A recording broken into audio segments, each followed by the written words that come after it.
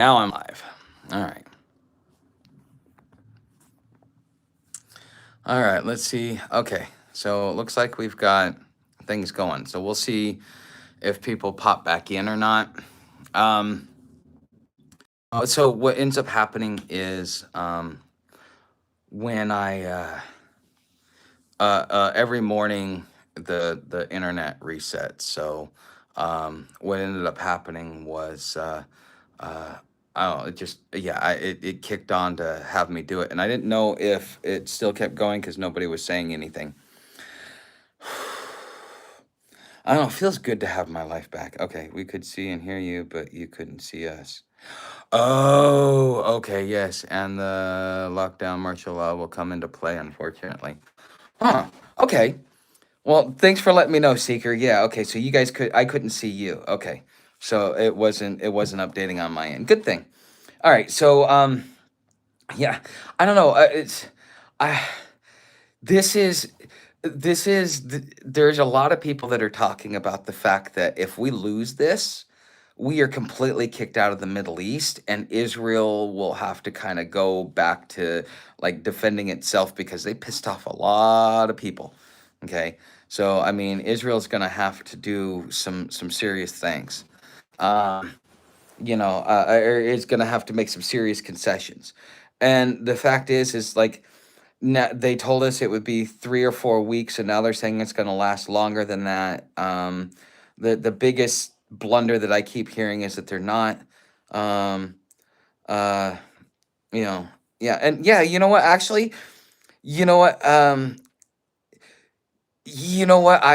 Because yeah, that was what kept popping in my head, Megiddo. Um, And you know what? That sounds about right. Isn't that supposed to be where the final battle happens? It's not supposed to be the first battle. It's supposed to be the final battle. Um, and I don't know. That might, but here's the thing though. We've had about 2 years where it's been not really kinetic. It's been more like fifth generation warfare. And now for the next probably 2 years, in the next 2 years, we're going to see nukes go off. If the timeline, I don't remember the exact timeline that I've read in the predictions, but it was meant to start in October. It ends 3 years, 11 months later. Um, it's supposed to it's supposed to not be kinetic if I remember correctly, but then it becomes kinetic, and then Russia will lose patience, and but will also pacify Europe, but they'll nuke like Warsaw, Berlin, and I think somewhere Finland. So this is like, and the thing is the United States itself. Are we? We're in the middle of our own little civil war that's going on right now. And are you whining? Oh, you're just breathing heavy. Okay. But uh, yeah, but I think that this the way that this is going to play out, it's almost like it's kind of like the boiling frog effect. We've gotten so used to it that we forgot to realize, like, oh shit, what did we just do? Because you've got if you guys are familiar with the 12th Imam, the also known as Twelvers, those people, it's that's the Islamic version of the apocalypse. And apocalypse just means, I think it's like a new beginning or something like that. And if you listen to the Hindus will tell you that we are in the age of Kali. Um, and Kali is the goddess of destruction. Um, and then what's his name? Shiva is the I think he is the yeah, I can't remember fully. It's been a while since I've sat back and talked to my monk friend. But we were talking about how we are in the age of Kali, and Kali apparently lives in somewhere in New York, like New Jersey or Manhattan or something like that. And the ISKCON has verified that he is the incarnation of Kali. So we will find out. if all of this, but it sounds like all the religions of the world are pointing to this one point in time of when the whole world is going to get destroyed and rebirthed. I think that we're going to come to a near extinction level event because, like, the last time something like this happened, that when we just recently found this out in like the last 20 years, okay, about 10,000 years ago, which would be about the time of Atlantis, there was a famine that led to war, that basically led to a decimation. I think like 80, 90% of the population died between famine, starvation, disease, and the like. Okay, so there's even scientific studies that are showing that we've had previous advanced societies, and this is it always reaches a pinnacle, destroys itself, and then rebuilds from the ashes. It's like a continuous rebirth. But society has to learn a lesson, come to the conclusion of that lesson, and then will rebuild from the ashes out of the truths from the lessons. So, what in the world is Don Perlman, some type of actor? Uh, red horse piece taken from the earth means that even your own neighbors will be throwing hands over simple BS. They already are.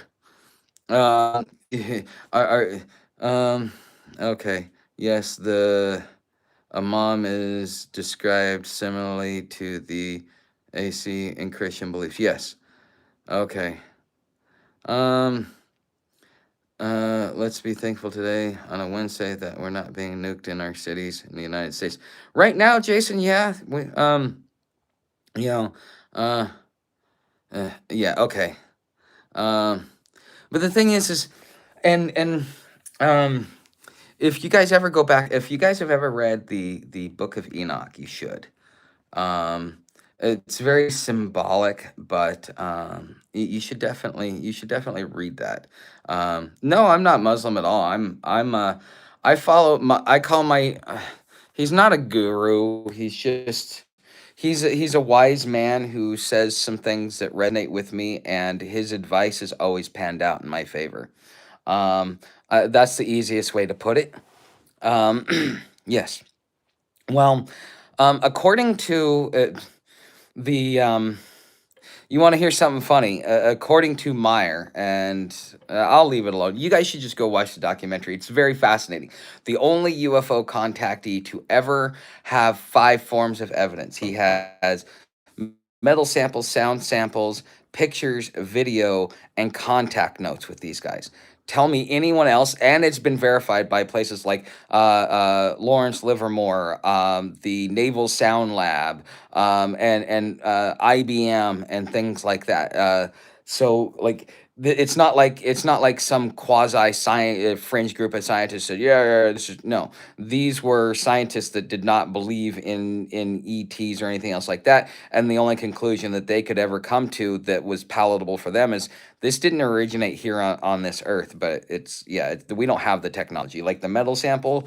It was cold fusion, we still can't do that because it requires a nuclear explosion in outer space.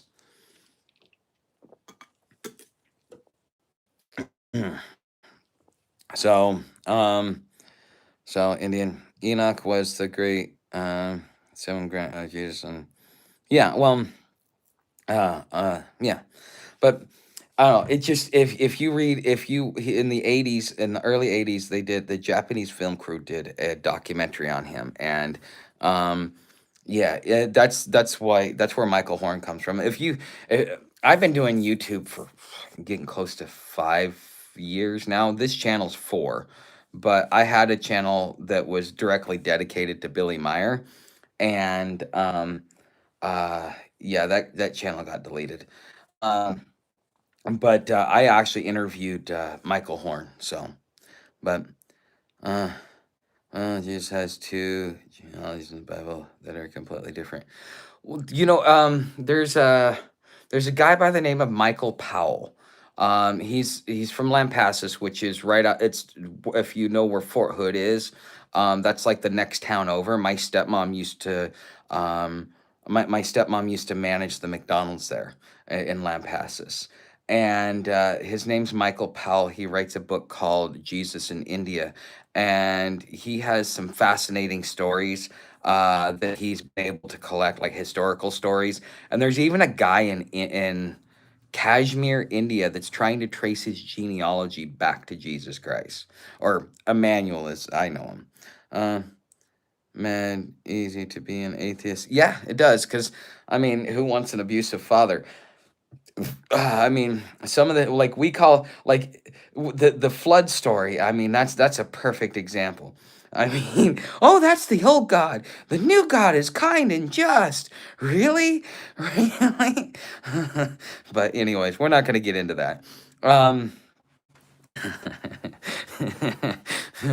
but yeah, I was just watching a comedian talk about that the other day. I think that's actually one of the, yeah, because yeah. Mm.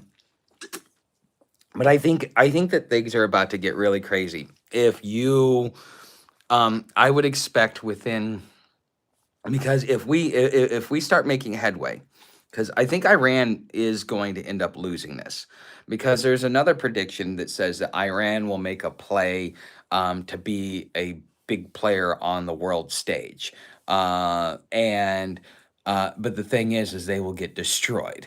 So I think that Iran may end up, but because they're saying now that Iran and Russia are so intertwined, that if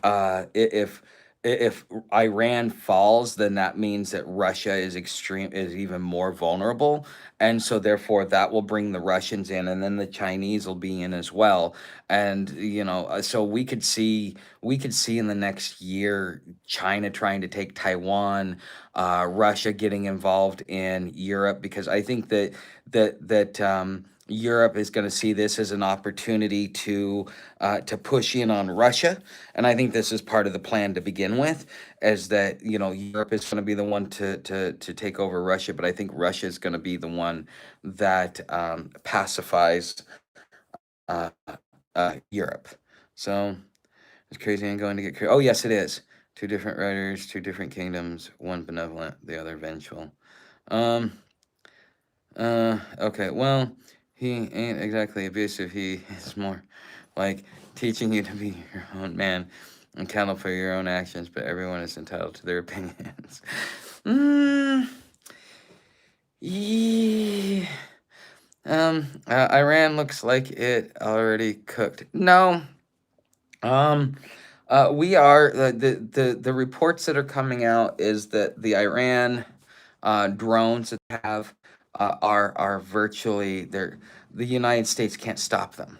Um, where the drone attacks are having amazing are having amazing success, and even if you look at what was going on in the Russia-Ukraine war, the Ukrainians were really good, and that's actually how they were able to push the Russians back with their drones. But once the Russians got the Iranian drones and started getting up to speed on how to do drone warfare, the Russians the have been annihilating the Ukrainians and pushing them back. That's how they were able to, have this big old push, is because they had to kind of adapt to drone warfare. Now that they've adapted to it, it's gonna be phenomenal. Now, the United States, we have our drone program, but I guess it's held under Space Force, which is kind of concerning. But it makes you wonder, like how many drone operators, how many drone pilots do we have? Because if we're going to fight a war on this level with technology, we need to have enough of these kids that are used to doing flying simulators or playing Call of Duty there in a computer screen, manning these drones. Okay, so I think that Call of Duty is about your. If you played Call of Duty and you want to get into on this, um, that might be that might be your thing, because it gives you like increased reflexes and things like that. So perspectives mashed into one. $1 billion radar with a 10K drone. Yeah, well, they're finding out that um, yeah, well, war is about to get a lot cheaper as a modernized military using Terrier tactics and has big friends in low places. That may be true. No Navy, no Air Force, no electricity, no food, only a matter of time. Um, yeah, but that's what we're saying. The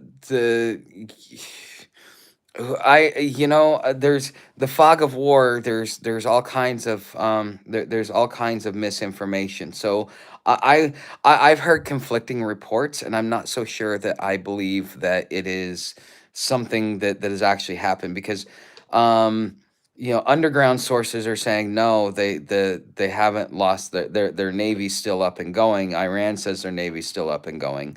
Um, yeah, it's a fact I found out a long time ago. Well, not too long ago, but that leaders lie to their own people, but whenever they speak internationally, they don't lie. But Donald Trump may be changing that too.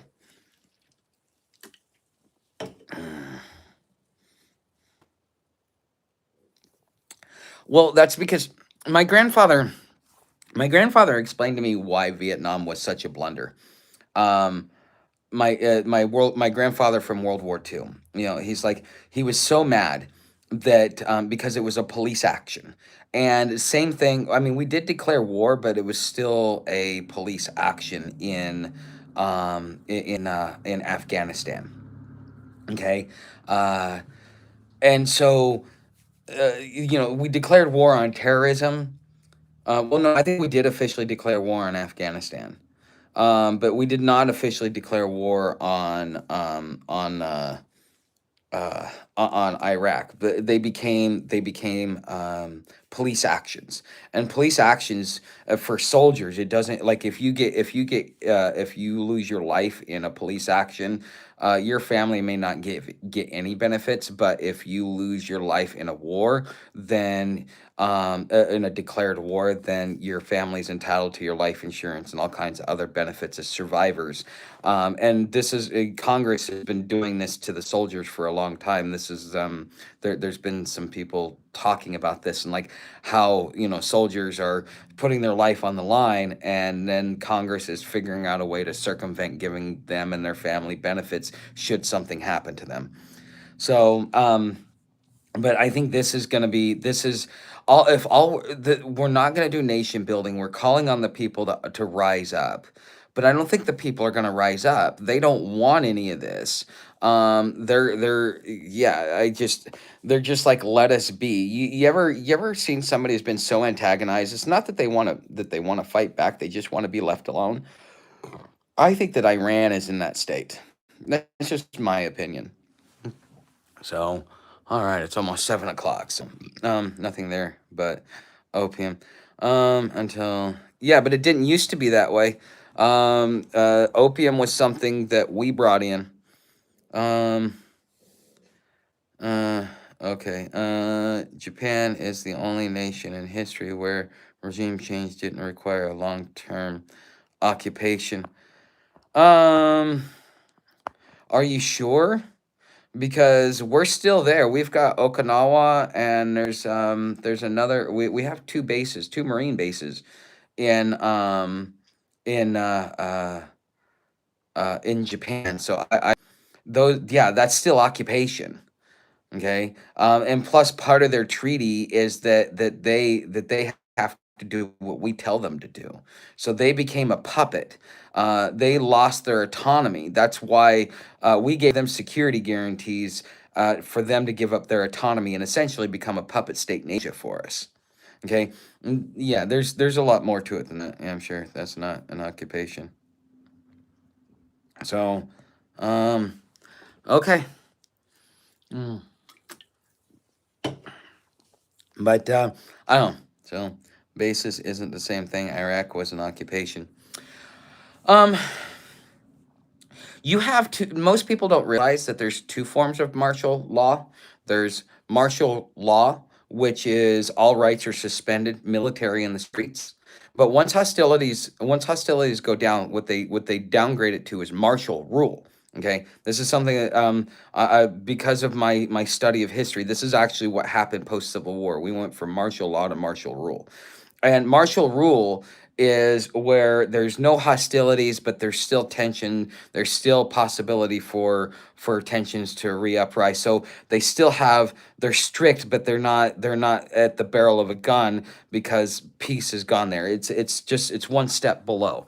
And so an occupation is the equivalent, or excuse me, the bases are the equivalent of martial rule. So it doesn't mean that we're not occupying them in the sense of, at a barrel of a gun, but we are occupying them.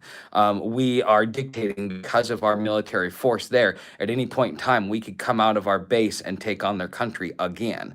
And so therefore, it is a form of occupation. Okay, so that's just, we have bases around the world. We're not occupying Greenland or any other place a base exists with consent of the citizens of that country. Um, so yeah. So semantics. Okay. But yeah, I mean, there is, you kind of, you got to realize that all of this is optics. I mean, the United States, the American people have never wanted to be an empire. Only our politicians wanted to be an empire for their personal greed and power and so on and so forth. The average American, just like any average citizen across the world, just wants to go to work, come home, sit back, relax, enjoy your family, and get up in the next morning and go do it again. And maybe at the end of the day, you have a little bit left over so that you can rest and relax in the final years of your life. That's all any human on this planet wants. It's once you start getting into the upper echelons of power, such as politics and other leadership positions, that all of a sudden becomes corrupted. And because of your power, you can tend to misuse it and weld it for your own benefit, but harms everybody that's around you. And so, I mean, I don't know. All who are able should plant lots of fruits, berries, gardens, and get chickens for. Yeah, I agree with you. It's called capitalism. That made us powerful force. Do you even know where capitalism came from? Do you even no no? What made us powerful was two things. Okay. Adam Smith came, I believe he wrote his both of his books here in the United States. But he was the one that brought up free market. Okay. He was the one that realized that there was just like a natural state of commerce that's going to happen with or without governments. And so we, up until that point in time, we were a free market society. The people, the consumer got the chance to decide who wins, who fails without any intervention from the government or from anything. Now, capitalism is actually something that arises from Germany in the late 1870s, early 1880s, and it was an actual German concept. And this is where we get the golden rule. He who has the gold makes the rules, because capitalism requires you to have capital and assets. Well, you and me, we don't have any assets. We own nothing and we're happy. Okay. But yet those that are the rulers have all the capital and all of the assets. So to say that this is what made America powerful shows that you really don't know anything. Really. I mean, he who has the capital makes the rules. And you and I, we don't have any capital. They give us the semblance. If you ever listen to the Jones plantation, they give you the semblance of freedom. They pretend that you're electing somebody but that aligns with your, but it's as we keep learning and relearning. We've got the uniparty. We've got people that have they will never think of our interests, that they're only thinking of themselves, but yet convince us that they're acting in our best interest. So the type who doesn't admit it when you've lost an argument. Ships. No. Ban everything. I'm a nomad. Bushcraft is my skill. Can't stay in one place long enough to grow. I forage what's already. Yeah, that's, here, man, nature has shown me more peace just walking through it. Now I can't walk much at all, but nature really helps. Oh, Jeremy, you and me both, man. So you don't care about anything but your own selfish means. Well, we're humans. Okay. It's called capitalism. Okay. Um, I've lived that way off and on in the past too. Yeah. Well, a lot of, I find a lot of nomads actually follow this channel, probably because being in the nomadic community. So, but anyways, I've been watching this guy for a few years. Real stuff.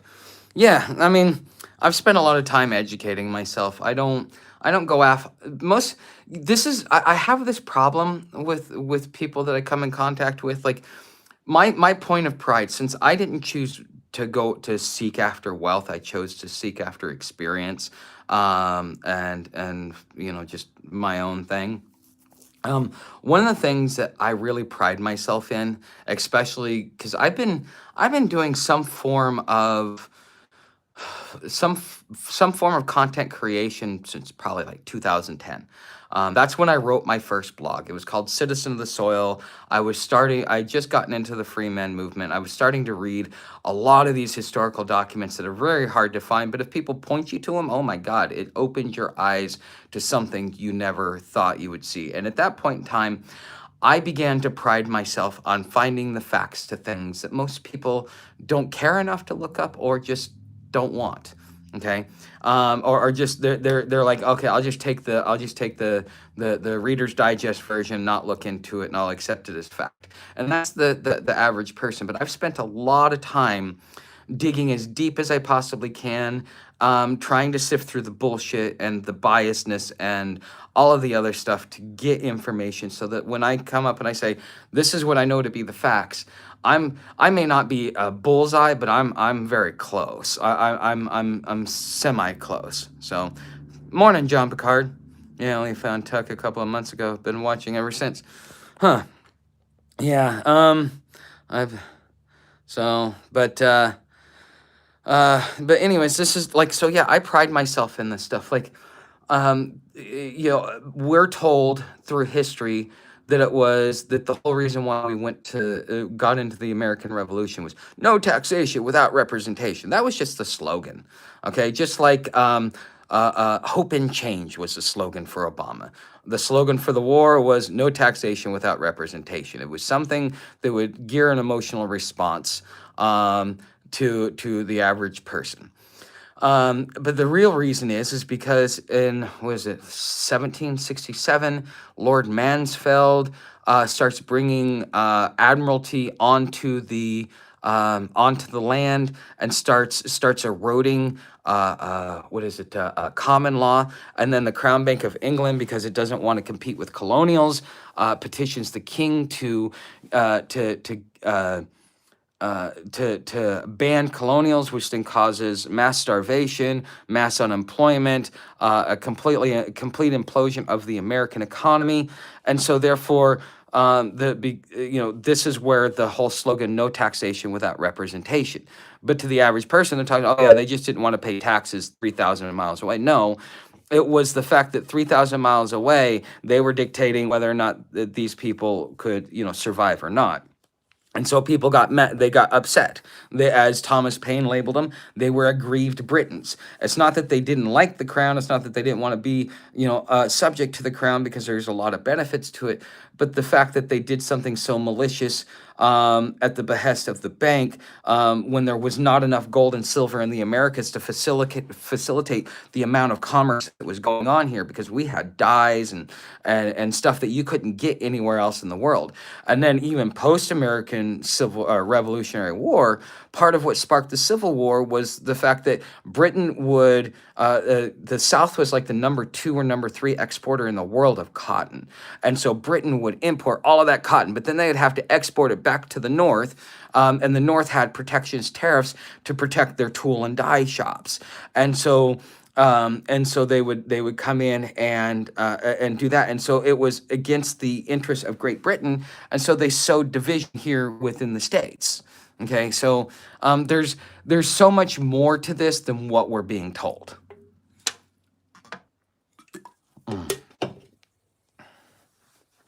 Is a huge resource. Gotta watch for gators though. Yeah, I try and stay away from the South for that reason, Seeker. Because yeah, they eat dogs. I thought you and Sam were on trail. We are, Bento. I've been sick for the last like 4 days. I'm a little lucky. Small monthly retirement makes my travels much easier. But what happens if the stock market crashes and the government ceases to exist? How do you survive then? That's the real question that people need to start pondering. If you're gonna, because by 2030, I would be highly surprised that we don't see this happening. Okay, as far as the way the United States is going, by 2030, I do not think that we will have. Well, we're definitely not going to be the world reserve currency. That's first. But I think it's if you're gonna I'm even starting to think like that. It's like, okay, we've already reached these points. I because I've what I've read and the things that I've come across, everything that I've read pointing to the situation playing out the way it is, seems to have been spot on as far as the prediction and just like the sequence of events, as far as they come out. So it's just a matter of time. It's just a matter of time before we come to the end of where, because yeah, it's gonna get to a point where yeah, we're coming down. We're gonna be dropped to our knees as a civilization. You need to start planning on how are you gonna survive?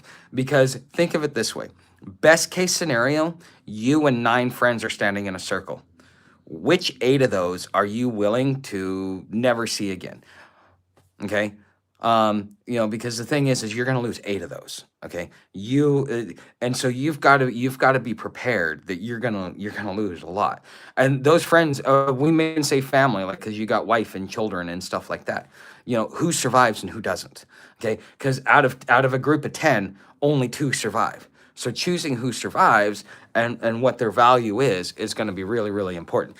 And I think that the thing that will allow a person to survive is mobility and adaptability. These are the 2 things that you really need to be concerned about and think about. Okay, because without the mobility, um, you won't be able to exit the chaotic situations, because we see what's going on with what was going on in Minnesota, what's going on with the ICE protests and all that other stuff. But now everybody's forgetting about that because we're now focused on Iran, and it's just one right after the other, after the other, after the other. And that was after Venezuela, and so the thing is, you as an individual, if you are going, oh crap, what do I do? Plan for mobility and adaptability. Be able to, this is where communication skills come in. This is where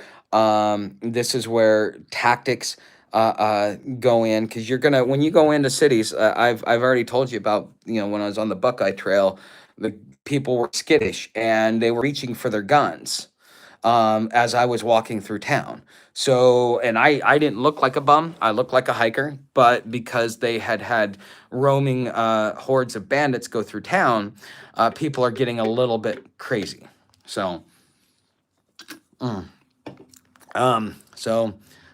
car wreck messed up my spine, brain. I was homeless in 2020. One judge awarded me disability. I don't want to apply, but I could no longer work at all. Yeah, I could see that. So, I have cash stash.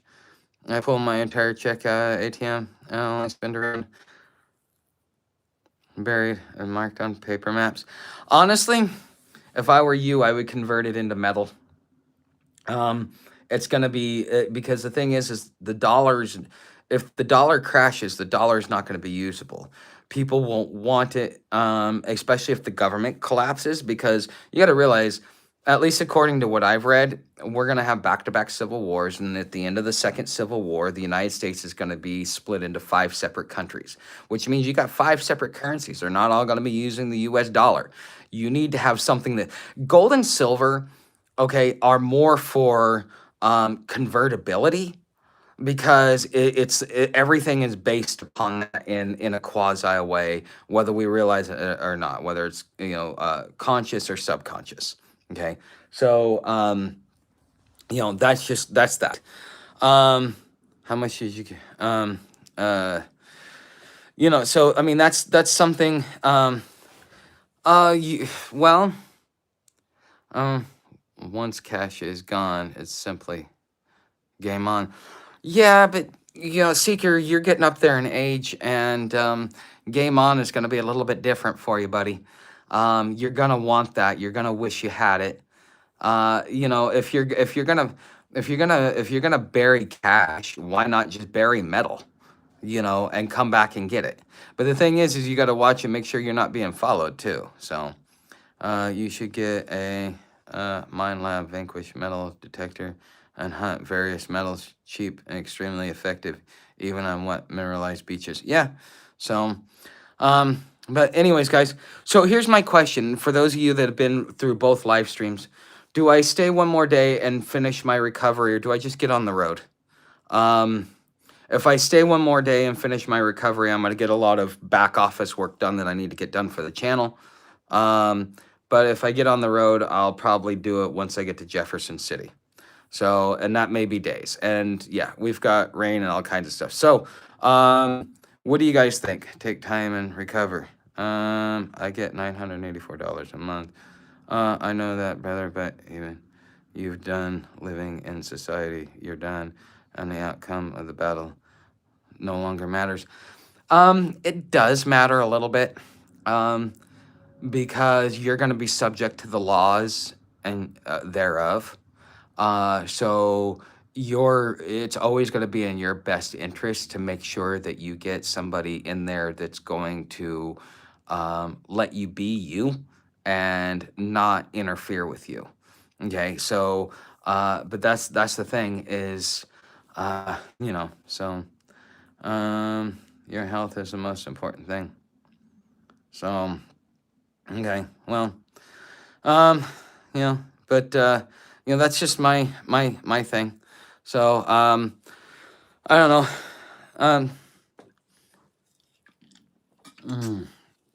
All right. Well, it looks like nah, not to me.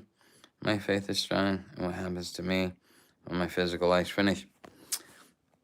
Yeah, I know that feeling. You've reached that point where yeah, I know where you're at on that one. I get bitched out for having that same feeling. Most people won't understand it, but I understand where you're at there. It's like you could just give two fucks not. But I don't know. I've always liked to I always like to stick my nose in shit I shouldn't sometimes. So, did you resolve the dental issue? No, I have not. And money can buy health. It could buy surgeons, doctors of the highest quality. When my wife passed, I figured it out. Yeah.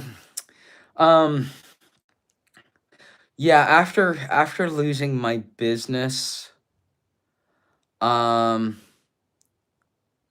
maybe my first year on trail is when I got there. Losing my business was like losing a child. It was the hardest thing. Like, it's been we're getting 4 or 5 years now. 20. I lost it in 21. Yeah, we lasted another year after shutdowns. So yeah, I had to close my business down in August of 21. So it's been almost 5 years, and I'm just now starting to get to a point where I don't sit back at night and just cuss the world. So hey, Joanna, nice to see you. I'm feeling better. Let me set up a camper roof. It's a clear roll a lot and sign paperworks until my death. Well, that's good. So, anyways, Seeker. So, what's your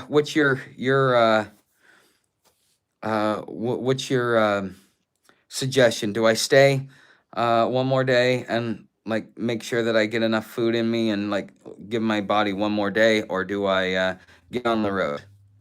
At first, I was super depressed, and I finally embraced the suck and made a decision to set my end in motion.